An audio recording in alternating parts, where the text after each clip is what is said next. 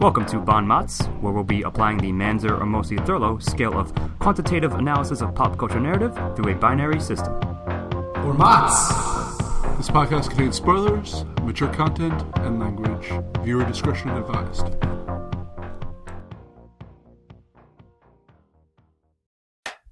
Hello, and welcome back to the Lost Signals Film Reviews. We are here tonight talking about another Oscar contender, which is The Post, seemingly only nominated because it is Steven Spielberg and Tom Hanks. Because of its pedigree. Yes. However, we're going to talk about this. I think it's certainly better than the last one that was nominated. I don't know if you guys will agree with me, but we'll find out. And I'm Stephen Ramosi, your host, joined tonight by Jonathan Mazer. What do you mean their last collaboration? Bridge of Spies. Yes, absolutely. And Scott Thurlow. How's it going? So, I am going to toss this over to Scott for the funny logline of the night. All right, so we sort of tossed around a number of them, but I think we've come up with, this is Crime and Publishments, the movie. Yes, I agree. That's a good one. And we're going to kick it right off with talking about the plot, and I'm going to go ahead and start off with that. So, this is a movie about the Washington Post publishing the Pentagon Papers, and it starts off with someone who, an embedded reporter in Vietnam, seeing what's going on. He ends up stealing a bunch of top secret papers from the government that kind of detail how the government has been lying about Vietnam for years.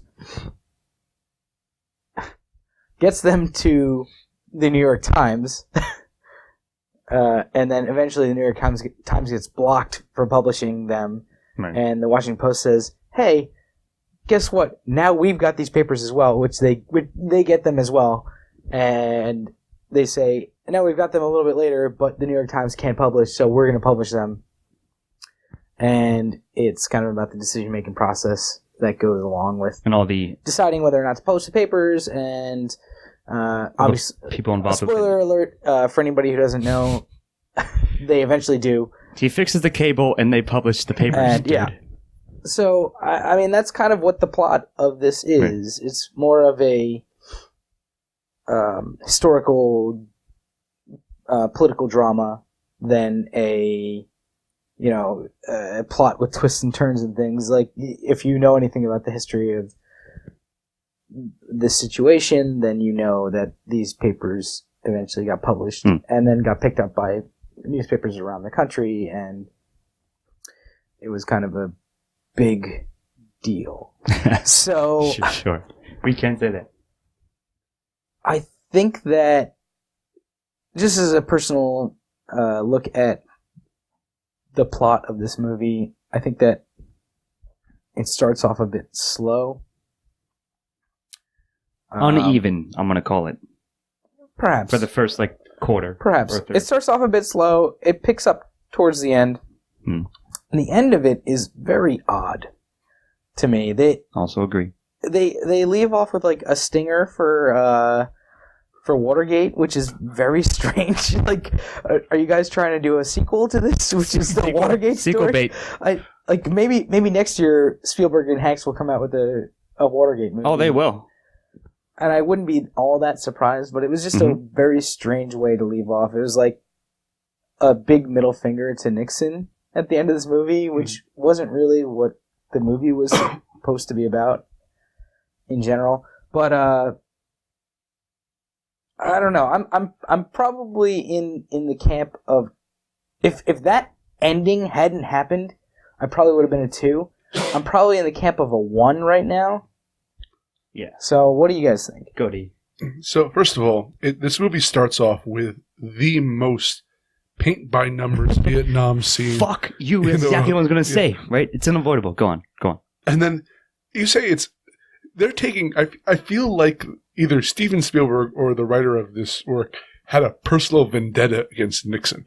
Like, they're taking pot shots. I'm not saying Nixon was a great president or anything like that, but they're taking pot shots left and right at him, in the most snide ways. And then the ending, they fictionalize him banning the Washington Post from any other function and go right into Watergate, Yeah. which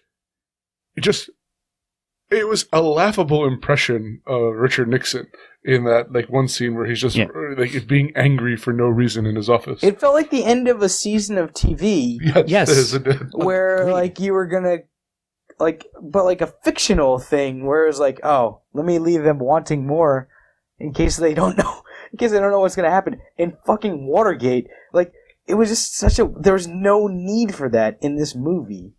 Agreed. There's also questionable, like, here's the thing is, I know the story, and I'm sure that most people do, like, especially the people who grew up in that generation. To some extent. There are added tension moments in this, which, will she decide to publish the papers? I know what the ending is. Like, you can't have that tension. Like, right. It's a false dichotomy. Yeah, and it feels like her going around like, what do you think? What do you think? And these cuts of her face, of Meryl Streep's face, looking very tense and uncertain. When I know what the outcome is going to be, I don't know. It just, a lot of this movie, it started to win me over at a point, but a lot of this movie didn't work for me, and the ending crashed it down. Okay, I'm going to largely agree, and I'll try to break it down somewhat condensedly, but maybe I'll rephrase like what you guys just said. So it opens with the most bog standard Vietnam War opening ever in the world, which immediately like put me off from it. Like, you can't find really another way to like do it other than the thing we've seen literally hundreds of times, dozens of times in films. Okay, fine, but shutting it up. This was done well in the like early '80s, you know. Like, yeah, I've seen like it's again it's the late '70s. Like, as soon as the Vietnam War was over, this opening happened. Yeah, it's a boilerplate opening to like give you that setting, the sense of setting. So that kind of annoyed me in a sense. And on top of all that, as you said, yeah, this is based on I wrote down bog standard historical / political drama, as produced and directed by Spielberg. And you brought up the British Prize thing. Yeah, it's like it's the same thing he's been doing for a while, and that sort of like automatically, at least for me, is a bias against it. So in terms of plot, I think, Steve, what you were saying a bit precast that you might have broken it down to like our old style traditional, like doing an intro, body, conclusion, and so forth. Yeah. I'd probably give the body a 1 and the intro a 0 and the conclusion also a 0 because of that strange Watergate thing, like you guys mentioned. It seemed like almost like a parody or something, but it was meant to be taken seriously for sure. Like the film wanted you to like marry it to the rest of the events that led up to it, but there was no reason for it, and it was just strangely like out of place for that reason to me. And everything else, like all the other nitpicks I have about it, I think actually legitimate gripes, they're not even nitpicks, I think in this case, are going to go to other questions. But for the plot itself, I'm going to give it like a solid okay 1, but that's about it. I agree. I just have one more. So, you know how I hate nostalgia and things that appeal towards nostalgia? Yeah. The opening was sort of an appeal to nostalgia for people who like Vietnam War films. Like, poorly done, like, but it was just check marking. Exactly. It was, like I said, it was the most cookie cutter thing in the world. And that's the thing, is like, I feel like a lot like Forrest Gump is, it's the greatest hits of this time. Went to this. Well, yeah, the Pentagon Papers were important, but like, I feel like, Watergate also happened around this era, so we need to include this as well. Right, I assume that's why it was in there. It feels like such an epilogue. Like, you know what? I might not even count that as the conclusion, as like part of the conclusion, right? Because it's an epilogue. Right, you described it as a stinger. That's pretty much what it is. It's such a stupid thing to add. They should just cut that entire thing out. Like, I feel like I wish that I'm not against Spielberg doing this type of movie, despite the fact that I kind of want to be, sure, because of how much I have not really. This movie I actually didn't dislike. I disliked Bridge of Spies. This movie I didn't dislike, but there were questionable choices. Yes. And also, there are so many Spielberg movies that I love, like all of his choices that he made, and I wish that he would go back to doing like fun fiction movies, because I wouldn't have to pick apart his directing and like hate on him for his choices, dumbass, stupid things that he adds in because I think he's in some ways it feels like in some ways he's like too close to this and he's like gotta include everything that he like read about and like experienced when he was going through it and like all this stuff, or like. But it's not honest at the same time, which is one of well, of course he's looking like I feel like he's looking at these events through like these weird rose-colored glasses to some extent. And, like, not to take away anything from his filmmaking, he's a good filmmaker. Obviously, he's fucking Steven Spielberg. Technically, it's fine. By now, I might say he was a good filmmaker. But it bugs me that like he adds these things in, and I'm like, why? Why did you do that? I get you. Anyway, that's why I think we're sticking with move on from plot. But I'm gonna give it. What are you guys gonna give it? A 1. 1. I'm gonna agree. I'm gonna give it a 1 as well. I was teetering on a 2. Right. It was was because I see the Watergate thing as like an epilogue and not necessarily the conclusion. But even I think the conclusion was actually fairly strong, but that soured me right at the end. I agree. That's why so I'm going to give it a 1. Anyway, let's move on to themes with Ian. Right. Exactly. All right. So one of us has to say it. Personally, I think this movie handled the feminist argument poorly. Not they had some interesting points to make. I think that Meryl Streep's character is an intriguing character and is worthy of having her story told. I just think that it was handled very heavy-handedly and to the detriment of the point. So that's all I'm going to say on that aspect. That I want to go into the idea of the news.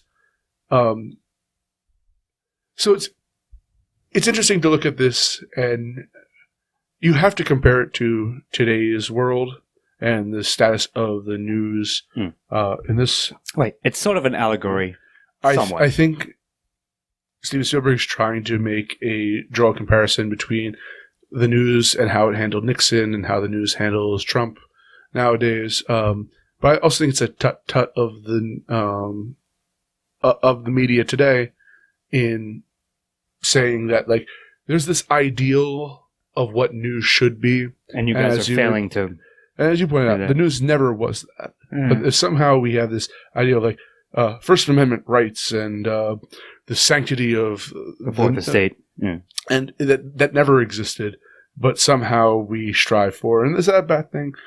No, it's good to have someone every now and then remind you of a moment where the news had that moment of triumph and actually shaped as opposed to being sensational and doing weddings, as they point out in the beginning of, or I guess the modern day equivalent would be Harry and the princes, Meghan or whatever. In Britain. So I guess those are the two major themes of this. I don't think they're making any really commentaries on war. It was more of a look at how politicians manipulate our opinions of war and how those lies should be exposed. I guess the last thing I want to mention, and perhaps this is a negative, is the way they look at whistleblowers, which and this is a personal aspect, I really dislike how America handles whistleblowers. I think it's a very important aspect. I think the person who is represented very poorly in this, especially since he has actually a very interesting story involved with it. And they kind of make comments at it like, oh, if you're going to be a whistleblower, you have a conscience, but you have to have an ego as well to do that. So I think that's not furthering the negative portrayal of whistleblowers in American society. So, or trying to promote the idea of whistleblowers. So, I'm kind of torn about this. There's positives and negatives. I think I'm going to give it a soft 1. because I think that the news media should be reminded of what it should be. Yeah. Okay. Yeah, like the first two things you said I think are obvious themes and like obvious in the most ham-fisted way, which is what sort of is tripping me up of what score to give it. Because yes, at least the fourth estate as the guard dog, as the watchdog of democracy, like you've heard that before, like it's sort of why that our democracy is set up as such. And this film attempts to portray a certain incident in American history in which, like you said, the news media rose to the occasion, if you will, to expose government secrecy, government like shadiness, essentially, that was endangering unnecessarily American lives and so forth. So like that's fine. It's just that the way it handled it, and especially like the feminist angle, like that. I appreciate the fact that the film wanted to address that, and that also is a perfectly fine thing to incorporate into your film, and it's an important issue. Don't get me wrong. Just the way they chose to handle it, or the way it ended up being handled, wasn't subtle at all. So it's sort of like it was almost like was a disservice to that message in a sense to me. Yeah. So I did a little bit of research about the scriptwriters. I was tossing you to bring this up. Yeah. And she's a woman. She's a fairly young woman. I think she's probably about our age, a little bit younger than us, perhaps. And I think this is, if I remember correctly, I believe this is her first script. And I think that the feminism angle that she was going for, I agree with you guys, could have been done a lot more subtly and a lot, like, I think you get slapped in the face with a lot in this movie. And if she's going to continue to write movies, I'm sure she'll get better at becoming a little bit more subtle with like writing that. And the other thing is, I think that this movie probably went through a couple hands before it. Yes, certainly. She wrote the spec script for it. Right. So between her and Spielberg, I'm sure it went through a couple other hands and became something different than it was when she first wrote it. But that said, you're right. Like the handling of that aspect was really like super blatant and not graceful, I guess. It wasn't as organically inserted into the film as it could have been, which is my, like, again, sort of like issue with it as an ostensible writer. And like I like the message. I wish that it had been I wish that it had been entrusted to the director and the actors a little bit more than it was, and not written like obviously into the script. But that is, that's gonna stand as it was. Obviously, like it was a good message. It was just a little bit ham-fisted, I think. Right. The other thing that you were saying about the news, standing on its own, the news having its own voice and being able, the news should be free. Basically, is the or the press should be free. Is basically the general gist. I think the main sticking point of this movie, or at least what it strove for when they were making the movie, and I think that point is hammered home fairly well, and not nearly as like slapping you in the face with the message, but like actually throughout the story, kind of it lets itself be known as opposed to like telling you what it is. And for that reason, and for those two reasons, I'm going to give it a soft 1. I agree with you, Ian. Anyway, go on. So actually, I want to bring up a point. What I particularly liked about the news themes in here is it showed both the it has to deal with the pressures of the government trying to shut it down, which is the obvious thing they're going with. But I also think you did a great job of portraying something that's an issue today too, which is how reporters, especially as they grow in stature, and publishers, becoming too ingrained in the people they're should be reporting. That's true. They did have that aspect. So it was a nuanced depiction of all the pitfalls that media can fall into, and still falls into this to this day.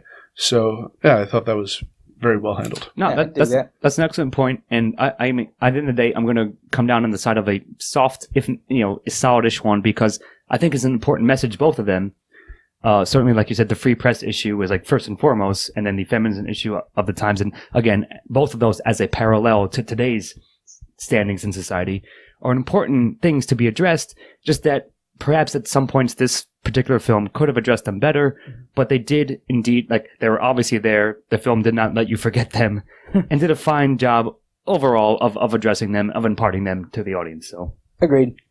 All right, so one's all around for that. Yep. Scotty, why don't you take us further with antagonists? Richard Nixon, or so the film would like you to think. I don't know about that. That's of course my joke answer in a sense, but it was, like I said, in some seriousness, we did do some research at post viewing of the film to see like what liberties they took and so forth, what was available like historically, and what was contained in the film that they fictionalized. So yeah, they portrayed him as more of a villainous figure, but it's not that, of course. It's, I guess, the struggle of... Actually, I think there's a line in the film itself, like government secrets that are necessary for national security versus the press having information to give to the governed, in fact, people themselves, right? So, like, I guess the tension comes from, like, whether or not, like, the repercussions of them publishing this top secret, like, series of studies, what was going to happen, or should they, like... no matter what, the free press needs to exist, and therefore they need to, whatever repercussions are going to happen, the press has to take those measures and go forward with publishing the information they have to elevate the public awareness of the situation of their government as a whole. So, like, I don't know if you guys like have anything else to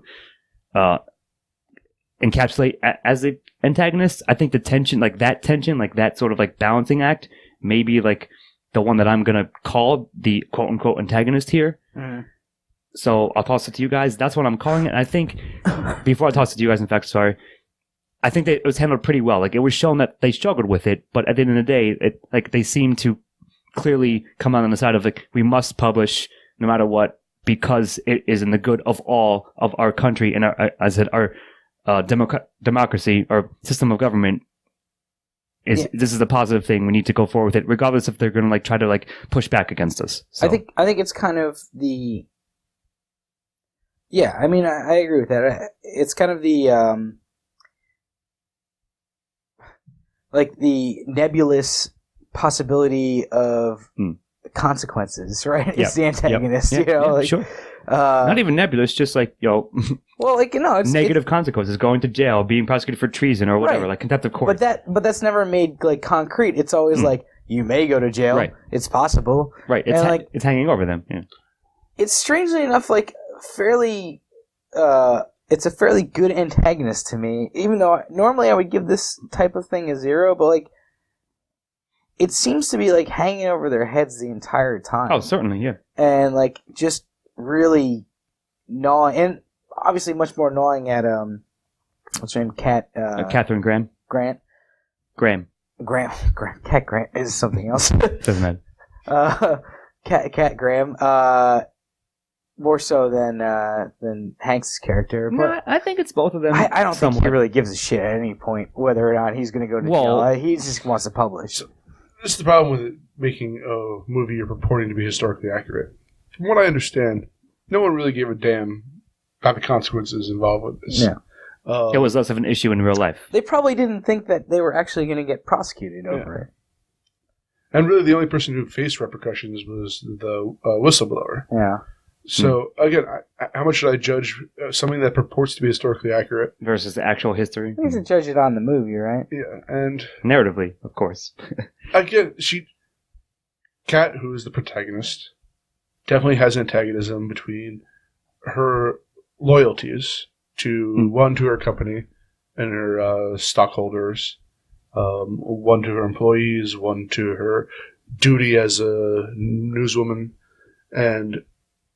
I think that she definitely is tugged in different directions. For sure. And eventually comes to that conclusion. Yeah, right. Hanks. I never felt Hanks was antagonized by anything. I actually liked his character a lot, but I never felt he was in that much doubt about anything.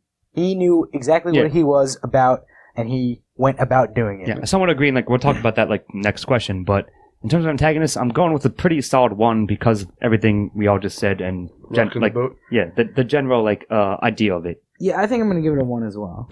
Yeah, Against my better judgment, I'm giving it a 1. fair enough. All right, that's going to go to protagonist with me then. Mm-hmm. So I guess it's Hanks and Streep, right? Yep. That's what I would say. Yep. And I think they both do a decent job as actors in this movie. I think that as far as them as characters, I like Hanks. I like Hanks' character. Meryl Streep's Cat Graham never. And like I like that you said. I like that you told me later that she wasn't really like as wishy-washy about everything. That's a good word. Because her character never felt super real to me.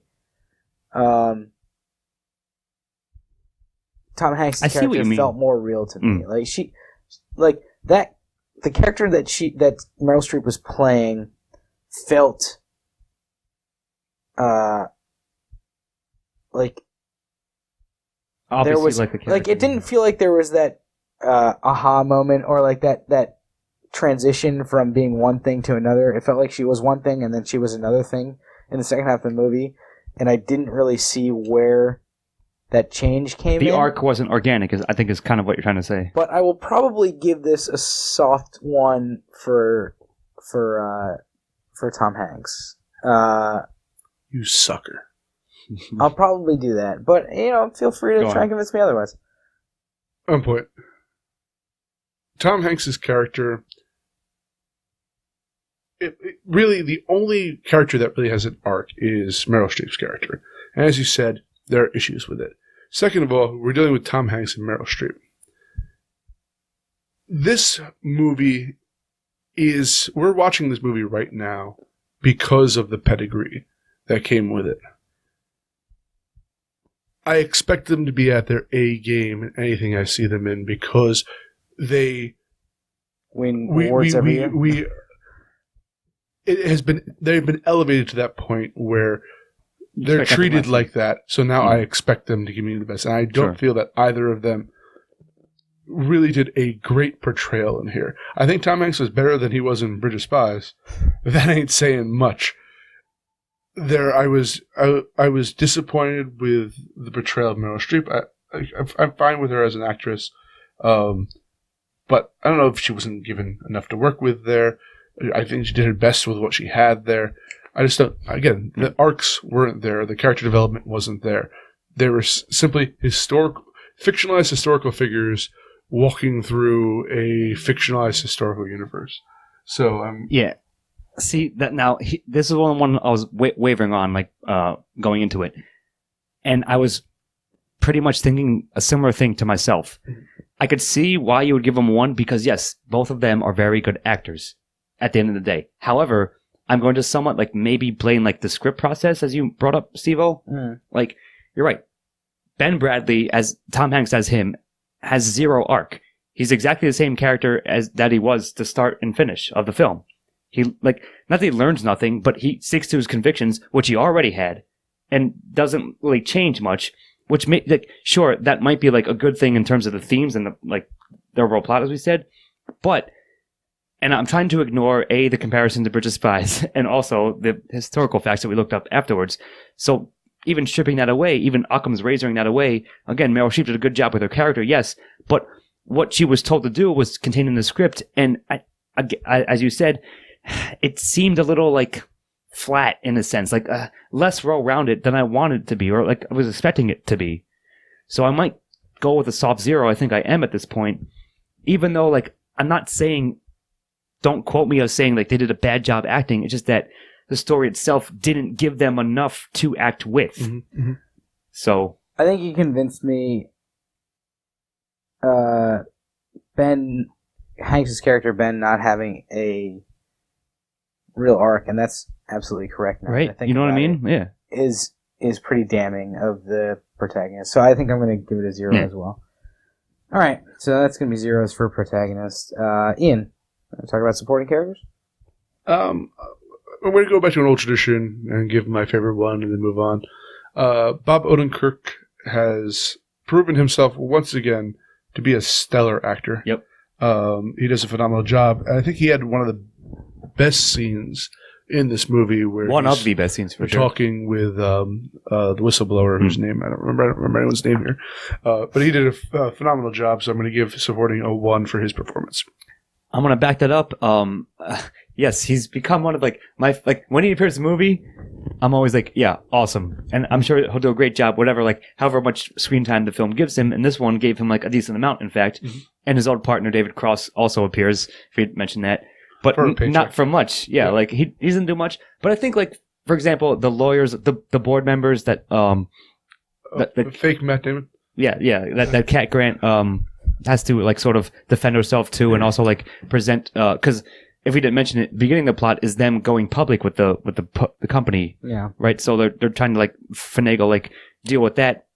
Yeah, because it's such a process. Stupid Spielberg does this so much recently. Whereas what is this stupid plot point doing in this movie? If you're gonna fucking do that, make it important. It's not important at all that they go public. I mean, it is and it isn't, right? It's not to the end to the actual plot goal of the movie. I get it. I'm sorry. I'm interrupting you, but anyway. No, I get it. And the thing is, I agree with that point. It's just that for the ones that were there, I think they were solid enough. And like I said, I'm just going to back up E, in which I think Odenkirk did the best job of the secondary. But I think the whistleblower guy himself, I'm sorry, I don't remember the actor's name he's or from The Americans. Name. I forget what his name is, but he's good. He's a good actor. He did a solid job. And like I said, everyone else, the lawyer guy, and as I said, all the subordinate, the middle ground reporters and so forth, and even Alison Brie played Meryl Streep's daughter, Cat Graham's daughter. She was there briefly, but she did a fine job for what she had. I'm just saying, everybody adds up. Yeah, everyone adds up to a pretty solid 1, even though Odenkirk gets most of the credit on that front from me. I will agree with you guys. I'm going to give this a 1. However, what I want to say is that while I usually love Alison Brie, her character in this didn't get to do much. I understand. Nothing for me. I did not like her character. I thought it was another part that could have been cut from this movie. All right. He likes to pick random historical accuracies and then ignore other ones. It's really strange. Yeah. I mean, it's not that strange. I'm sure every movie I think we'll speak that in style, but I see what you mean. And the guy who played Robert McNamara actually he had a lot of screen time on there too. True. Yeah. And I especially want to just point out that I think a great scene with him was when Kat went to not ask her permission, as she says, but advice, I'm going to publish all these papers which will condemn you to history, and he goes through all these different emotions to the point when he just starts raging at her. Yeah. And I thought that was a pretty decent. It was a good job, scene. So. Good interaction. Yeah. All right, Scott, you want to talk about dialogue? Yes, I do, because this is another one that's pretty much up in the air. So there are a number of lines and interactions, one of which you just mentioned, that were pretty solid. That got me. I was sold on the interactions of the characters. Not the one you said, Odenkirk goes to see the whistleblower. That was a very, very good scene. But there are other times in which, and maybe this goes to what we were saying about themes, where a character literally says here's a theme of the movie. Pretty much, right? Mm-hmm. So I really dislike that. It's not good writing. It's not good storytelling. And if I notice it, it's gonna grate on me. So there were instances of that, a number of them, and there were also a number of instances that were pretty solid, that were actually spot on, that I bought into as good scenes. But the delineation of them, the ratio of them, is very, very close in my mind coming out of this. So it's almost literally a coin flip. So I'm going to open up. I could be convinced either way. So I'm going to toss it to you guys. Give me evidence for one way or another. Go. I might not be super convincing, but I think I'm going to give this a 1. You're right. There are scenes that are this is obvious dialogue. Obvious dialogue is obvious. Mm-hmm, mm-hmm. But I think there are more scenes of I really got into the dialogue. I really got into the conversations. There were a few really good conversations that happened throughout this movie that I found myself like getting kind of tunnel visioned into, and like when that happens, I know that it's usually a combination of good dialogue and good acting, and you know that one leads into the other to some extent. Yeah, absolutely. But I think that the dialogue in this movie was good enough for me to give it a 1. It's not the strongest of ones, obviously, but like it's a 1 to me. So I agree with you on the pretty bland look at the dialogue, but I do have one thing to convince you. Okay. Nixon's head from Futurama. Okay. Parody Nixon's dialogue was so terrible, it was amazing. And it loops me right around from a 1 to a 0. I was gonna say, like, is that like, I was going to say, is that argument like MST argument? No, like, I said, it brought me to a 0. So Ian's the devil on your shoulder, and I'm the angel. Yeah, because like, it's almost 50-50. Like I said, I often like to break down things into a mathematical ratio in a sense. That was the worst Nixon impression I've ever heard. I agree with that. And that goes to people I know making a Richard Nixon impression. All right. Well, I think that might... Funnily enough, that may... Shut your mouth, you dirty hippie. Yes. That was better. I'm trying to meet you halfway, you goddamn hippies. But no, like, I think that might have convinced me. Like, again, I was super wavering on it. But at the end of the day, there was more noticeably, like, off-kilter things in terms of dialogue to me than there was good dialogue, even though there was good dialogue, don't get me wrong, like I said. But I'm going to come down on a 0. Okay, I'm going to stick with a 1. You two are giving Read this to me. Okay, mommy. Yeah, okay, yeah. Now, good point. I'm going to stick with a 0. That was, I found, by the way, that scene I found to be off-putting because... And unnecessary as well. Because it was, like, similar to things that awkward things that my mom has, like, hey, you wrote this when you were 12 years old. Read it to me. And I'm like, no. Yes. Please stop. Well, you hated it because of Freudian connections, obviously. What? But, No. Anyway. I'm going to talk about style now. All right. Go ahead. We're going to ignore that thing that you just said. No. And I'm going to talk about style. That's what Freud would say. You're just digging yourself a deeper hole. Anyway, style, go. Freud says a lot of things. Mm-hmm. So it's a Spielberg movie. There's really good cinematography. The musical choices were partially suspect, especially the opening scene. But I mean, 100% suspect. That scene was 100% suspect. Yes. The rest of the musical choices were not terrible, but they were mostly missable. You're a bog standard, dude. Go on. But I mean, looking at this from a purely cinematography standpoint, it's a good movie. And it's done in a it feels like late era Spielbergian, I guess, which not a good thing. Which isn't the best thing in the world, but it's like it's not bad by any means. Like I don't think I can give it a 0 for style because I think that it does its job in telling a story visually. It does a very good job in telling a story visually because Spielberg knows his way around a visual canvas, right? So, I don't know. You guys feel free to try and convince me. I may change my score, but it's fairly solid. Okay, right now. I shall try, and I apologize, Ian, I may be stealing this because it's something you would say, but I've been thinking about it more and more, is that, yeah, because you know it's a Spielberg film, you have to hold it to a higher standard, in a sense, going into it, and all the surrounding factors. So, like, yes, you're right. Technically, like, at the end of the day, it's cinematographically well put together because he is who he is. But is it standout? Like, and I'm going to give you a quick 2 examples. There were 2 scenes when I thought, like, that was a weird cut. Like, the cut that he made didn't seem to flow, like, as... I have the perfect example. As easily as it should have been. All I'm saying is, like, I noticed it outright. I'm like, that was odd, forgiven it being a Spielberg film. Like, it didn't seem as natural as he normally would have done. Like, would I have noticed that in a different film? I'm actually not sure. But I did notice it in this film, knowing that it was him as a director. And I will say to the soundtrack aspect, Steve-O, to me, it was like forgettable. Like it was like the standard music you need to have playing in every fucking scene, even beyond the Vietnam thing, right? Like you've heard that same sort of like general like swelling of classical-ish, like crescendo here and there at a dramatic scene. Like, yeah, but it's so generic that it was almost like became white noise in a sense to me. So, like I said, I'm not going to say he made a bad film.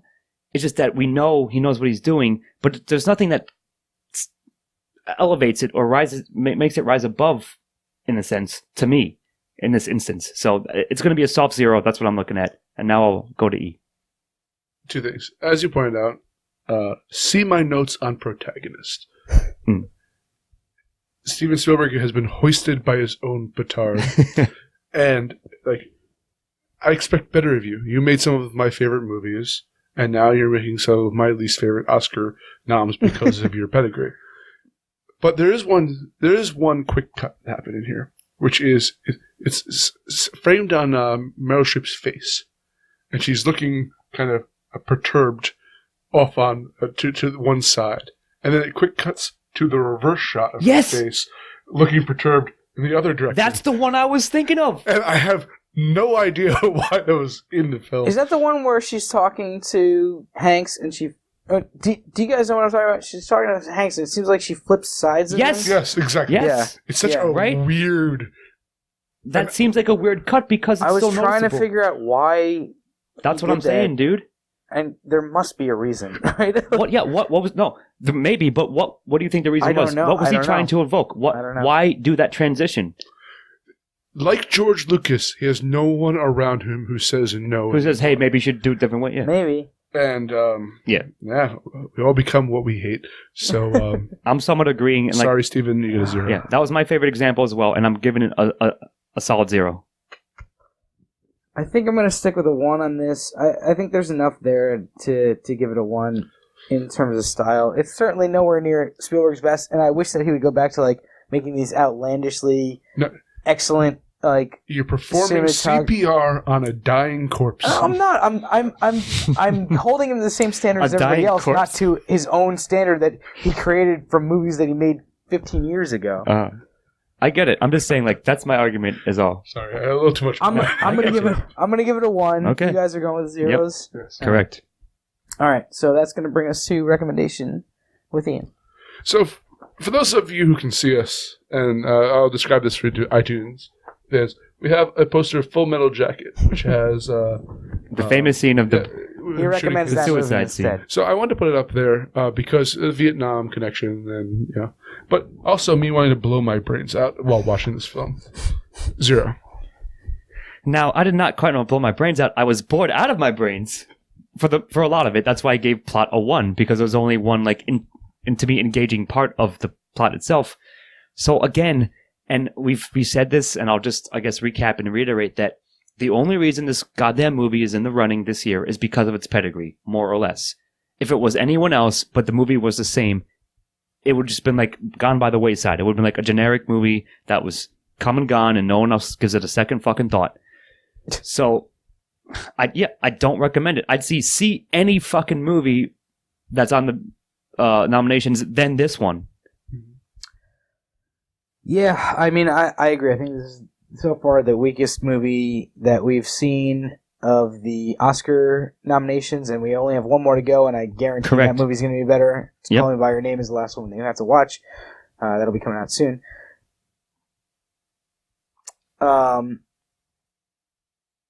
think that this movie is nominated on pedigree alone, just like Bridge of Spies was, and I think that was the weakest movie of 2 years ago as well. And I think we need to get rid of that mindset. And if you're looking for movies, I think there are definitely better Steven Spielberg movies, and there are definitely better political intrigue movies, we'll say. Absolutely. This is not a flick that is going to change anything in the way that any of these movies work. It's a halfway decent movie, and that's the best I can say about it. It's not even a good way to like if you're just looking for a fun movie to watch or something like Nope. that, this is not the flick that you want. Mhm. If you're specifically, here's who I'll recommend it to. If you're specifically learning about this point in time and you've done a lot of other research and just want to like fill out like your entire like pedigree about having learned all this stuff, then maybe this is a movie you should watch. But even at that point, you're probably going to have more misdirection than anything else, according to what we looked up about it. So here's the thing: is I'm gonna do 0. even if you're interested in this kind of topic, Spotlight. Fuck you. That was going to be sorry. yeah, but no. But I think it's a perfect point, right? Yeah. Go on. No, I just think that handles basically the same well, topic it's a very different topic. Well, no, but the idea about The same general role of idea. news Yes. Right. in, Yes. Exactly. and the importance of the news. But I thought that was a far better crafted movie than the Steven Spielberg production. So that's all. 100% agree. That's basically going to be my point. And I think it's obvious that that's why it makes sense to say that, because if you really want to see a movie like this, see Spotlight instead, and in fact won that year for a reason. I hope this one does not win, and I'm disappointed, in fact, that it is still in the had made the nominations. So 0 for recommendation. Yeah. So I think that's going to be it. Ian, do you have our scores for us? Sure. Generous Steven, gave it a 6. Scott and I both gave it 4s, giving it a 4.6 overall. Yep. Which It's about mediocre, yeah, pretty much. I like I say, I think as far as if you're looking at it as a standard movie, I think it's slightly better than a 5, like a little bit over the midway A point. 6. I get it. Right, That's what I sure. gave it. And obviously you guys not think the same thing, but anyway, so that's going to do it for us. Excuse me. I've been your host, Steven Ramosi, always asking which one was better, the Pentagon Papers or the Panama Papers. Joined here today by I Ian can't wait to see the Manzer. pen and papers of the movie. We're waiting for it. And Scott Thurlow. And I want to see the sequel to this movie, Watergate. Wonder what happens. See Have you a next good night. time. Good night. Editing and engineering by Steven Ramosi. Music by Christopher Morgan. Check us out on YouTube and iTunes for the shows, and on Facebook and Twitter for updates.